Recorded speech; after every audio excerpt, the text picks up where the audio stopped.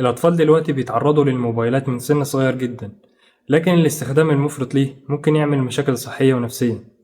ودلوقتي هوريكم فيديو مثال على اللي بيحصل.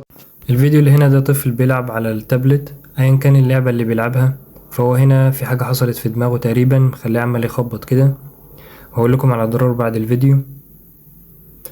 وبيحاول يصحي تقريبا أخوه أو أبوه بالظبط، فبتجيله حالة تشنج بالظبط كده. فهنا بننبه الآباء والأمهات إنهم يحافظوا على ابنهم عشان ميوصلوش للمرحلة دي. طيب، أضرار الموبايلات على الأطفال: بتلاقي مشاكل في العين، الجلوس لفترة طويلة قدام الشاشة يسبب جفاف العين وضعف النظر، وكمان تأخر الكلام والتعلم.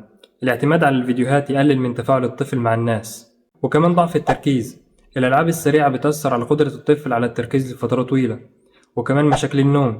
الضوء الأزرق من الشاشة بيأخر النوم ويخلي الطفل قلقان، وكمان زيادة الوزن، قلة الحركة بسبب الموبايل، لأن هو قاعد على طول على التليفون مش بيتحرك، بتسبب سمنة مبكرة.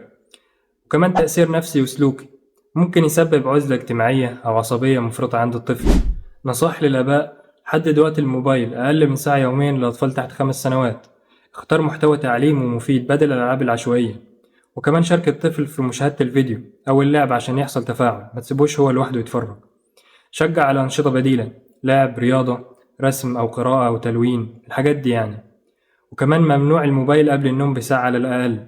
نصيحة: ما تخليش طفلك يتفرج على التلفزيون أو التليفون أو أي شاشة عموما، لأن ده بيدخله في أعراض توحد، وكمان ممكن يعمله كهربا زيادة، تلاقيه بيتعصب على طول، مش بيسمع الكلام، وكمان مش مركز معاك.